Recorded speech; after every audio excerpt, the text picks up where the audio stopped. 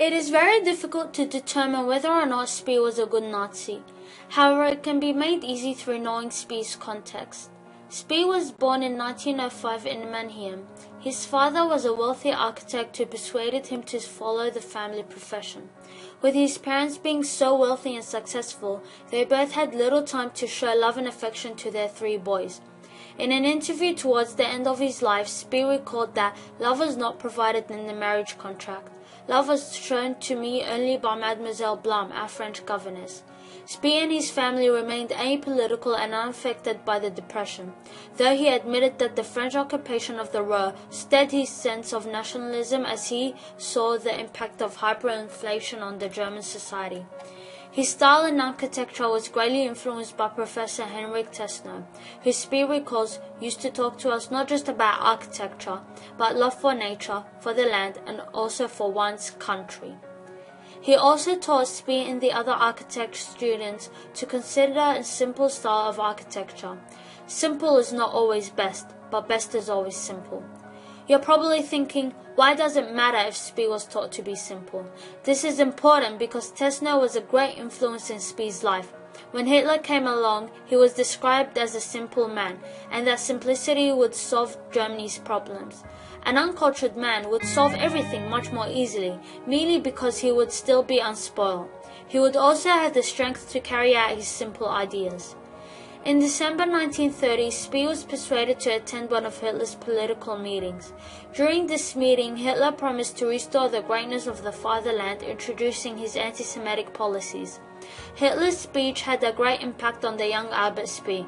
He later wrote, "The following day I applied for membership in the National Socialist Party, and in January 1931 became member number 474,481.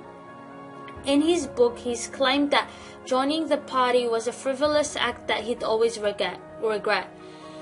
Though historians have suggested that Speer joined the Nazi Party in its early stages, which meant that he was ideologically committed, not just following the crowd as later members did once the Nazi Party grew in popularity. Speer's work for the Nazi Party. His Nazi membership gave him job opportunities such as working for Karl Hank, who gave him the task of rebuilding the party headquarters in Berlin. He was then invited to rebuild the Ministry of Propaganda in 1931 by Joseph Goebbels. Speer was gaining a reputation not only for his creativity in architecture, but also his efficiency and organization. These 2 traits later helped him become the armaments minister.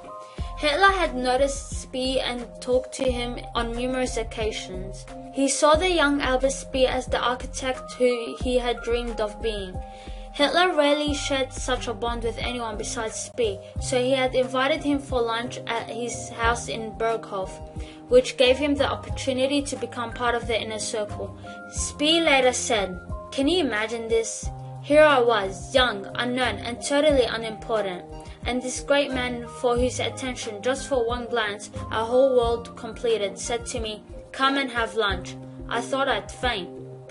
It became apparent to the other Nazi leaders that they could not have the same relationship with Hitler and therefore could not have the same opportunities as Speer did. Hitler saw architecture as one way to express the power and permanence of a regime and to pass down its legacy to history. Speer's simple Doric and neoclassical architecture allowed for this to be possible. His most magnificent and memorable work was featured in the Nuremberg Rally of 1934. The British ambassador called it "solemn and beautiful, like being in a cathedral of ice," as he had created the dramatic effect with 130 anti-aircraft searchlights casting light 8,000 meters into the night sky. In 1936, Speer designed the German pavilion for the World Fair held in Paris 1937. He altered his design to make it longer than the Soviet Union, who was opposite the German one. On top of the structure was an eagle and a swastika. Speer had created a monument which symbolized the German pride. This was the whole purpose of the Nazis. He was later trusted with bigger projects such as the job of translating Hitler's dream into reality with the creation of Germania. He also built the new Chancellery building on the Wilhelmstrasse in Berlin. However, with the outbreak of war, Speer's architecture was temporarily stopped. In 1940 to 1941, forced labor was used from concentration camps to mine large stones needed for Speer's buildings. However, with the war turning on Germany during 1942, Speer's projects were finally stopped. His efficiency would now be used in his role as the armaments minister. Speer was given absolute control of armaments production for the army by Hitler. He established a central planning board which trebled armaments output in 3 years with a relatively small increase of resources. However, Speer faced some obstacles. He wanted to use women to free men for the war effort, though Hitler did not allow it as it went against his ideals, forcing him to turn to forced labor from the camps and conquered countries of his workforce. As the end of World War II and Germany came to an end, so did Hitler and Speer's relationship. Speer fell ill and was pushed away from the inner circle by his rivals. When he came back, he continuously fought against Hitler's orders, especially on his scorched earth policy. Hitler began to see Speer's disloyalty but did not do anything to stop him. A week before Hitler had committed suicide, Speer had visited him in his bunker under the Chancellery building.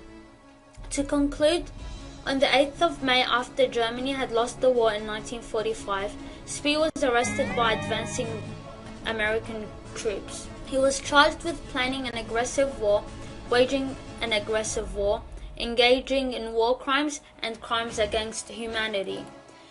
During his trial, he did not attempt to deny his responsibility from 1942 when he became a minister in the government, refusing to use the argument of that he was just following orders.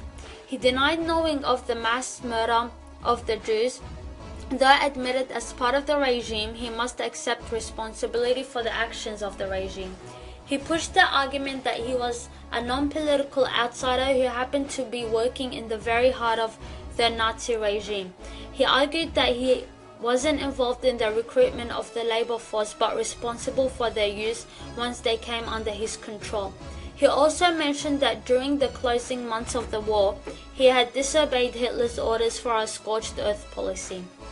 He was only found guilty for 2 of the counts, avoiding a death penalty and sent to serve 20 years imprisonment. After the 20 years were over, he was released in 1966.